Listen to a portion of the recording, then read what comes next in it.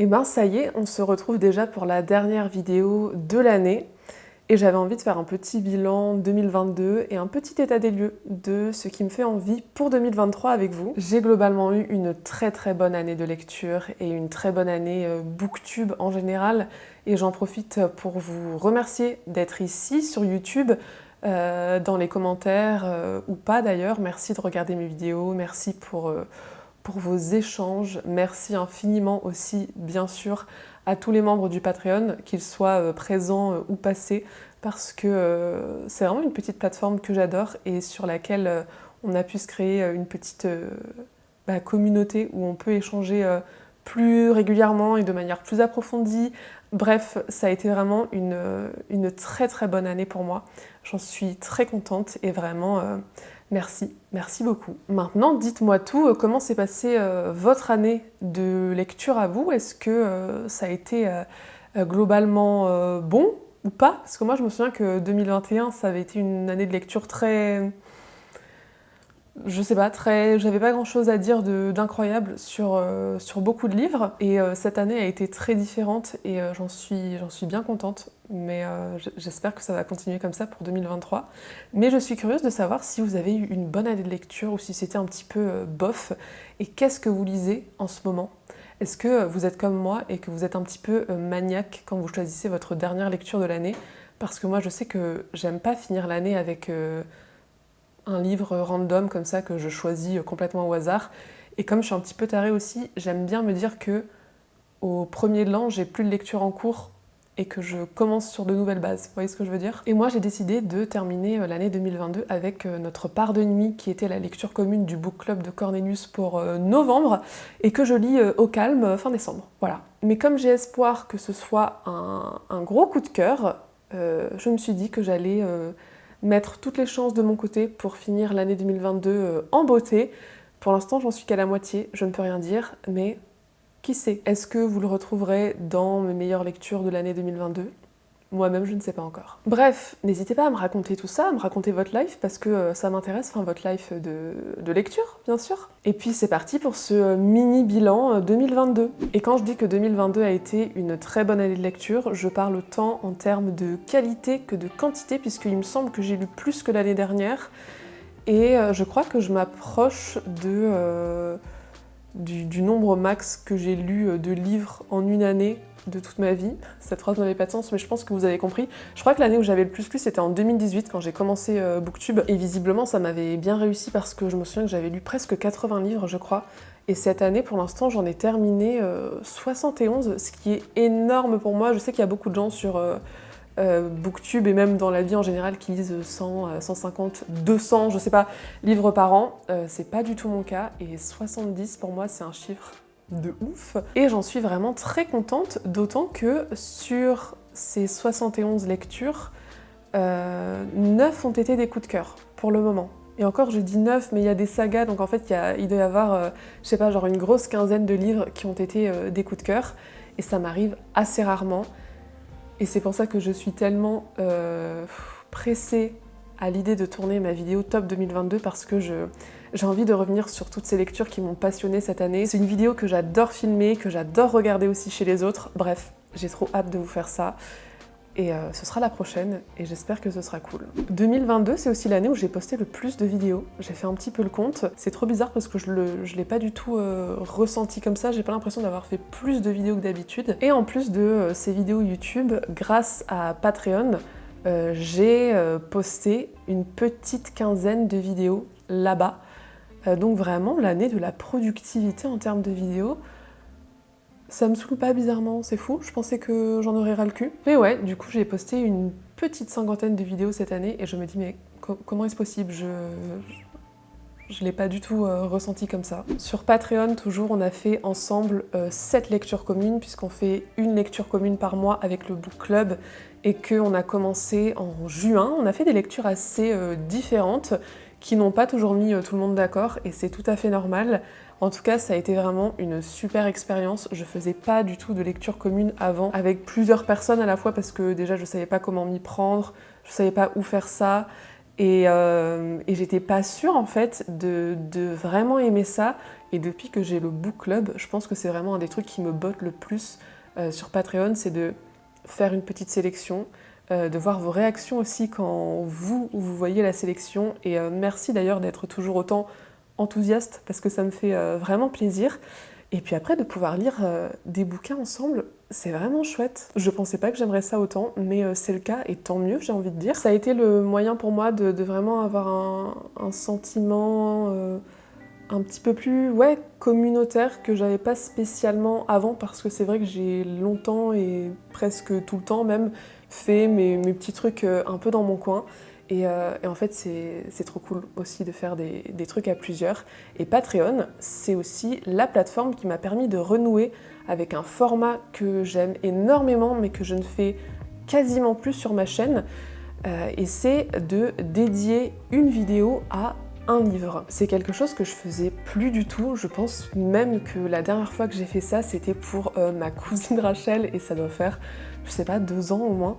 Et c'est trop cool parce que j'aime beaucoup faire ça, j'aime bien me poser et essayer un peu de décortiquer. Bon, je mets des guillemets parce que je suis pas critique littéraire, je n'analyse pas des textes, je suis pas prof, mais c'est cool, j'aime bien ce format et je le fais sur Patreon justement pour parler de la lecture du book club. Et c'est bien parce que ça m'entraîne à garder un petit œil un peu critique, un petit peu aiguisé, et surtout après à le retranscrire, j'aime bien. Et puis comme j'arrête pas de le dire, 2022 ça a été aussi l'année un peu de la communauté, de l'amitié, des nouvelles rencontres, des retrouvailles, déjà via Patreon, le Discord, via nos échanges sur Instagram, ou même ici.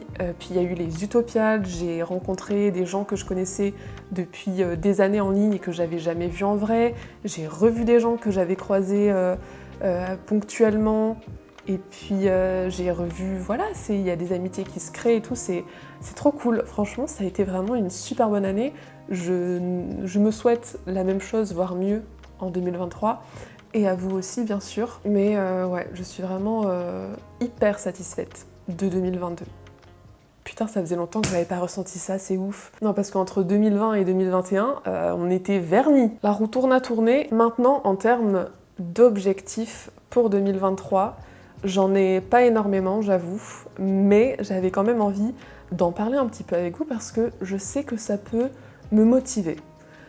Vous le verrez dans mes tops, et je pense que de toute façon vous l'avez vu tout au long de l'année si vous m'avez suivi assez régulièrement. J'ai eu une année très SFFF, je pense encore plus que les années précédentes, parce que j'ai l'impression que je dis tout le temps ça. Non mais le monde était tellement crazy, j'avais besoin de m'évader, j'avais besoin de lire des choses qui n'étaient pas dans la réalité. Et c'est vrai, en vrai c'est vrai, j'ai énormément ressenti un besoin d'évasion cette année, et je pense que c'est normal avec tout ce qui s'est passé dans le monde. Et c'est pas grave, c'est ok, c'est quelque chose que j'adore. Après tout, c'est un peu mon genre de prédilection, l'imaginaire.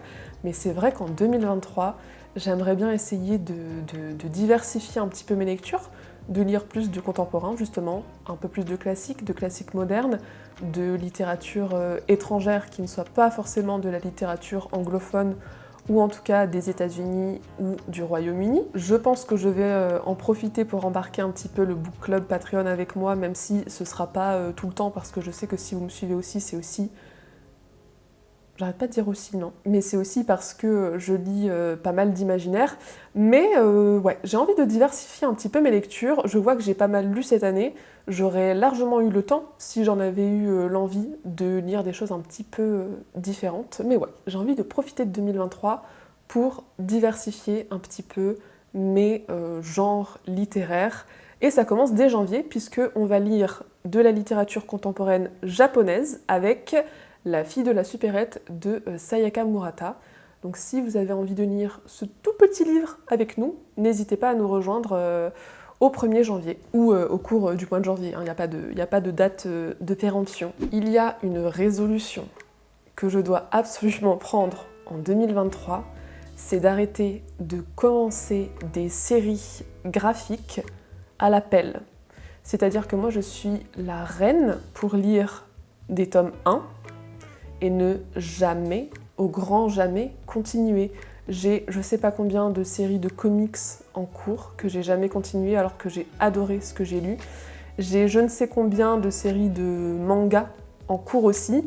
Et ce qui me dérange en fait, c'est que je me connais, déjà le temps passe très vite et j'ai du mal à enchaîner rapidement parce que je lis pas si vite que ça. J'aime pas non plus forcément rester tout le temps plongée pendant des mois dans un même univers, donc je lis rarement des tomes de façon successive, mais j'oublie tout en fait, j'oublie tout et je sais que si je laisse un an entre deux tomes, je vais devoir relire tout ce que j'ai déjà lu. Genre, je crois que pour le Pumpkin Autumn Challenge 2019, j'ai lu le premier tome de Monster.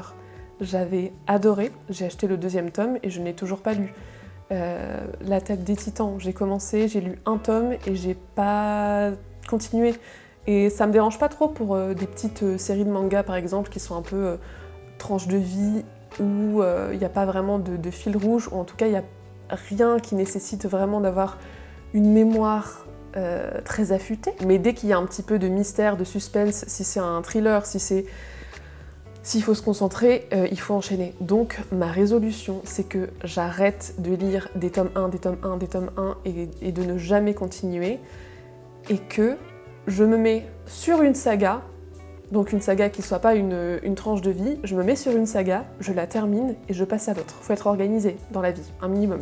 Puis en plus, je me dis, même pour mes vidéos, c'est vachement plus pertinent de pouvoir faire du contenu sur une série que j'ai lue en entier que sur un tome 1. Mais je sais pas, quand je vois par exemple Mathilde de la chaîne Le Faucon Littéraire qui fait des vidéos dédiées sur des séries de mangas, je me dis putain, mais elle les a tous lus. Moi aussi je veux faire pareil, c'est trop bien parce qu'après elle nous fait des vidéos de ouf. Elle a fait une vidéo je crois sur Akira, elle a fait une vidéo sur Le Sommet des Dieux, elle a fait une vidéo sur Monster. Est-ce qu'elle a déjà fait une vidéo sur 20th Century Boys? Ou est-ce que ça va venir? Je ne sais plus, mais bref, elle lit des trucs super intéressants et elle les lit jusqu'au bout. Oups, la notif Discord. Et bref, c'est trop bien, c'est enrichissant et puis moi j'ai envie d'en prendre de la graine. Et enfin ma dernière résolution, et du coup il n'y en a pas beaucoup, il n'y en a que 3. Et je crois que je dis ça souvent aussi, mais cette année, c'est l'année du sérieux et de l'investissement. Et de toute façon, on va faire le tri ensemble juste après. Cette année, je termine des sagas. Et je n'en commence plus. Après, je suis assez contente parce que depuis ma vidéo saga en cours qui date de début 2021, je crois, donc il y a 1 an et demi, j'en ai pas commencé tant que ça. Et le peu que j'ai commencé, je les ai soit déjà terminés, soit bientôt terminés. Ça va, c'est pas si catastrophique. Mais là, c'est pas possible. J'ai presque 30 sagas en cours et en fait, je me dis c'est ridicule, il faut en faire quelque chose, il faut terminer, ou il faut décider que je ne terminerai pas, mais on ne peut pas rester comme ça le cul entre deux chaises éternellement. Bon, ma caméra a coupé et je sais plus trop ce que je disais, mais je crois que je vous avais raconté l'essentiel. Je veux terminer des sagas, c'est le principal, et on va faire ensemble l'état des lieux de toutes mes sagas en cours. J'ai fait une petite tier list et on va faire ça assez rapidement parce que je veux pas que la vidéo dure 100 ans non plus. Le but c'est vraiment de faire un petit tri entre ce qui sera dans mes priorités 2023 et ce que je vais peut-être potentiellement abandonner, je ne sais pas. Et en plus j'ai déjà fait une tier list sur Patreon il y a genre une semaine, c'était pas du tout sur mes sagas en cours, c'était sur tous les romans que j'ai lus cette année, si jamais ça vous intéresse. Mais voilà, je veux pas y passer la journée, mais j'avais quand même envie de faire ça en vidéo avec vous parce que je me dis que peut-être vous allez soit me motiver à terminer certaines sagas qui m'inspirent un petit peu moins ou qui me foutent un petit peu la flemme, ou peut-être que vous allez me dire meuf, te fatigue pas, la fin était nulle, tu peux passer. Et c'est parti tout de suite, on va voir ça ensemble. Bon, j'ai fait une tier list très simple qui s'appelle tout bonnement J'en fais quoi de mes sagas. Elles sont toutes juste ici en dessous. Et la première saga, c'est en fait un diptyque d'Octavia Butler, la parabole du Summer et la parabole des talents pour le 2e tome. Ça, je vous en reparle dans ma toute prochaine vidéo. La saga Anne de Green Gables de L.M. Montgomery, je ne t'oublie pas. Je sais pas si ce sera une priorité dans le sens où en plus j'aime bien lire les tomes pendant l'automne, donc ce sera vraiment pas pour tout de suite. Mais j'espère quand même que j'en lirai un en 2023, ça pourrait être cool, genre pendant le Pumpkin. Ensuite, on a la série, comment elle s'appelle la série? Murderbot, enfin, Journal d'un assassin. Oui, bah oui, c'est la saga Journal d'un assassin. J'ai tout oublié, mais en même temps, il n'y a pas besoin, je pense, de forcément se souvenir de quoi que ce soit, parce que je crois qu'on suit une histoire différente à chaque fois, même si c'est la même IA. Donc je vais mettre ça dans j'aime bien, mais ça fait longtemps quand même. Ça fait longtemps, faudrait que je m'y remette sérieusement. Le problème, c'est que j'ai l'impression qu'il va quand même y avoir beaucoup de tomes. Je sais pas si la série elle est terminée en anglais, mais il y a quand même déjà, je sais pas, 5 ou 6 tomes, je pense. Et ils sont de plus en plus gros. Genre, Martha Wells, elle a commencé avec des novellas. Et là, elle nous fait des pavés. La saga Chronicles of the Unhewn Throne. Le truc trop chiant à dire. Franchement, j'ai quasiment tout oublié. Ça me fait un peu chier parce que c'est une saga de fantasy, enfin genre d'épique fantasy, un peu comme on en a vu et revu franchement, mais que j'avais beaucoup aimé quand j'avais commencé à la lire, mais genre il y a longtemps. Très longtemps. Je me demande si j'ai pas lu le premier tome avant même d'avoir ma chaîne, et ça m'avait beaucoup plu. C'est un peu jeune adulte parce qu'on suit des personnages qui sont très très jeunes, et il y a un côté apprentissage, école et tout que j'adore, en tout cas que j'adorais à ce moment-là. Mais franchement, est-ce que je lirai le troisième un jour parce que j'ai lu les 2 premiers? Je ne sais pas. C'est pas mes priorités, j'avoue, parce que j'ai l'impression que si je voulais lire le troisième, il faudrait pour ça que je relise les 2 premiers, et j'ai pas le temps, les trucs font 500-600 pages et c'est en anglais. Je suis même étonnée de moi-même que j'ai lu ça à l'époque. Genre si aujourd'hui tu me disais ouais viens on se fait une brique de 600 pages de fantasy en anglais, je te dirais non, j'ai pas le temps. La Cité Noire de Thomas John, pareil c'est un diptyque.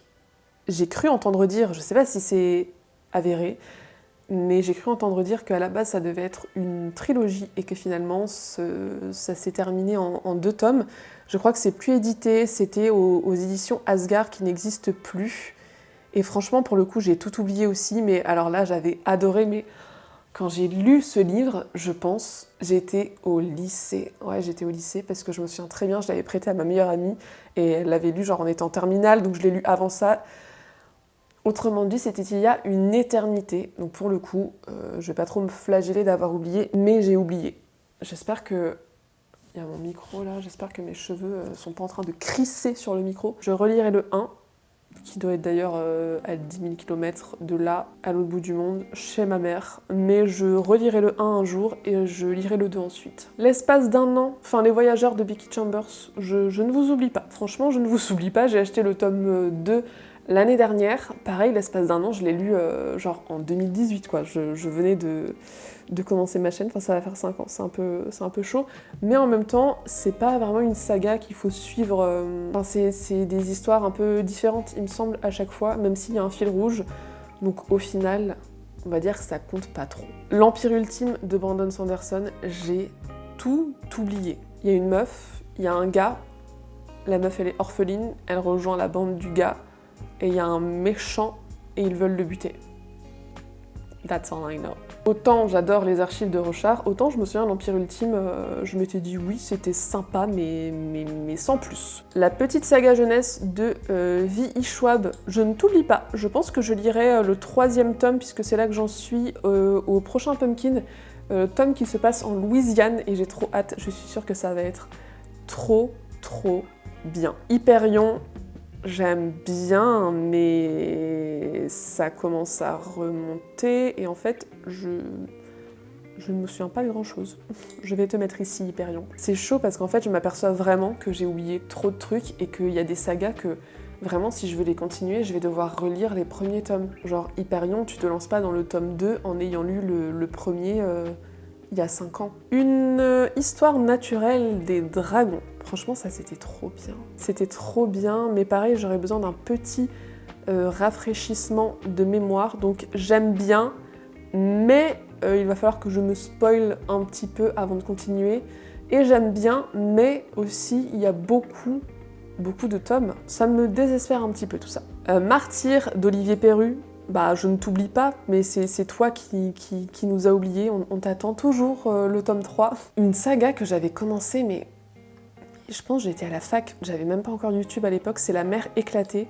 C'est de qui ça, La Mer éclatée? Je me souviens même plus. C'est pas Abercrombie? Ouais, c'est Abercrombie. Et ben oui, du coup, non mais j'ai mis ça dans Adieu au calme sans expliquer. Et c'est pas contre toi, franchement c'était sympa. C'était sympa de ce que je me souviens, sans rancune. Le Nom du Vent, c'est un peu un martyr et c'est un peu un Game of Thrones, hein, donc j'aime bien, mais encore faut-il qu'on ait la suite. Oh, La 9e maison. Est-ce qu'on va pas avoir le tome 2 bientôt là? Si c'est le cas, je vais le mettre dans priorité 2023 parce que c'était pas une lecture parfaite, et notamment en version française parce que le livre était bourré de coquilles, je m'en rappelle, mais c'était sympa quand même, c'était sympa, j'avais bien aimé l'ambiance, j'avais bien aimé le début et j'avais vraiment envie d'en savoir plus. La 5e saison. Putain. Je vais mettre ici. On va dire que c'est à la frontière de la priorité 2023 parce que je sais que j'en ai d'autres qui arrivent et à un moment donné il faut que je sois un petit peu lucide. Je peux pas tout lire, mais il faut vraiment que je me bouge le cul et que je termine la 5e saison de N.K. Jemisin parce que j'adore cette saga. J'adore cette saga. Enfin, bien sûr que j'adore cette saga, j'en ai fait mon mémoire de M2. Donc voilà, mais justement c'est encore plus abusé de se dire que j'ai bossé sur ce truc il y a plus de 5 ans et que j'ai pas terminé. J'ai lu le 2 que j'avais trouvé hyper moyen, le premier énorme coup de cœur, le 2 genre un 3 étoiles, genre une lecture lambda. Et je mets beaucoup d'espoir dans le 3 et en même temps j'ai très peur. Je pense que c'est pour ça aussi que je termine pas parce que j'ai peur. J'ai peur que ces sagas m'abandonnent ou qu'elles me déçoivent, je sais pas. Le clan des Autori de Liane Hearn, j'ai tout oublié. Genre si je veux terminer cette saga un jour, il faut que je relise tout. C'est chiant. The Paper and Hearts Society. Je pense que je ne terminerai pas cette saga. C'était le premier roman de la booktubeuse Lucy Powry. C'était du contemporain, jeunesse. Et pour le public cible, je pense que c'est très chouette, mais ça m'avait pas plus emballé que ça parce que je suis déjà bien adulte quand même. Et là, on est là pour faire du tri. On est en mode Marie Kondo, sans pitié. Encore une saga dont j'avais lu les 2 premiers tomes. J'aurais vraiment pu terminer, mais non, c'est trop compliqué pour moi, visiblement. Partial, franchement, je t'oublie pas parce que j'ai tellement kiffé ça. C'est une saga young adulte, dystopique, un peu cliché. Il y avait des petites histoires de guerre, d'IA, d'androïdes, de love aussi. Oh, j'avais trop aimé. Là, pour le coup, je pense que je relirai tout, mais avec grand plaisir. Vraiment, grand plaisir. Ensuite, on a La Passe-Miroir. Et encore une fois, je suis à un tome de la fin. Qu'est-ce que je fous de ma vie quand même. Et je vais le mettre là, parce qu'en vrai, c'est pas du tout une priorité. C'est trop bizarre, genre quand je suis dedans, je me dis putain, c'est vraiment cool, j'aime bien, genre je kiffe ma lecture. Et après, quand je pose mon livre, je suis en mode ok, bon, j'y retournerai dans 15 ans, c'est pas grave. Les 12 rois de Characaille de Bradley P. Beaulieu. J'ai tout oublié, mais j'ai tout oublié. J'ai des problèmes, je ne sais pas quoi faire. Game of Thrones. Je ne t'oublie pas, mais bon, je vais peut-être attendre que Georges se bouge le fiac. Vous savez quoi? Je suis blasée parce que dans ma tier list de toutes mes lectures de l'année 2022 que j'ai faite sur Patreon, je me suis rendu compte que j'avais lu le tome 3 du Sorceleur et que je ne m'en souvenais absolument pas. Ensuite, ça m'est revenu que c'était le fameux tome où il y avait que des dialogues et que ça m'avait gavé et en fait je me souviens absolument pas de l'histoire de ce tome 3. Étant donné que déjà je préfère la série au livre et étant donné que même dans la série il y a Henry Cavill qui se barre à partir de la saison 4, je pense qu'on va partir sur un abandon de saga. Toute la saga des Six Duchés là, de Robin Hobb, j'en suis aux Aventuriers de la Mer, c'est pour ça que j'ai mis cette image et ça c'est une priorité. 2023, c'est dans ma palle du Cold Winter Challenge, ça y passe dès que possible. Dès que possible. Vraiment, là, c'est promis, j'en fais le serment devant vous, je lis ça avant le printemps. Ou quand le printemps arrivera. La saga Skyward de Brandon Sanderson, c'est aussi une prio parce que ça se lit à la vitesse de l'éclair. C'est le cas de le dire. Et en plus, on vient de m'offrir le tome 3 à Noël, donc il n'y a plus qu'à. Dune, D'une, j'aime bien, mais waouh, le nombre de tomes qu'il y a, la longueur, on verra. On verra. Hein. Et après, bah, ça va être très facile parce que le livre de colis, il me reste le dernier. C'est Priorité 2023. Pareil, c'est dans ma palle du Cold Winter, donc je le lis dès que possible. La Voix des Rois, je suis à Justicière 2 parce que j'adore m'arrêter en plein milieu des tomes dans le découpage français. Et on a prévu de continuer avec Cornelius là dès que possible, genre début d'année 2023. Et La Roue du Temps, pareil, j'essaie de lire au moins un tome par an, donc Priorité 2023. Et comme quoi, ça me fait 1, 2, 3, 4, 5, 6, 7... Je pense qu'on est pas mal, il fallait pas plus. N'hésitez pas à me dire ce que vous pensez de ce classement, n'hésitez pas à me motiver si vous pensez qu'il y a des sagas qui valent vraiment la peine, ou à m'éviter de me faire perdre mon temps. Si vous pensez qu'il y en a qui valent un petit peu moins le coup. Et sur ce, on va se laisser parce que finalement cette vidéo est déjà beaucoup trop longue. Je vous souhaite de très belles fêtes de fin d'année et je vous dis rendez-vous en 2023 pour la prochaine vidéo. Bye!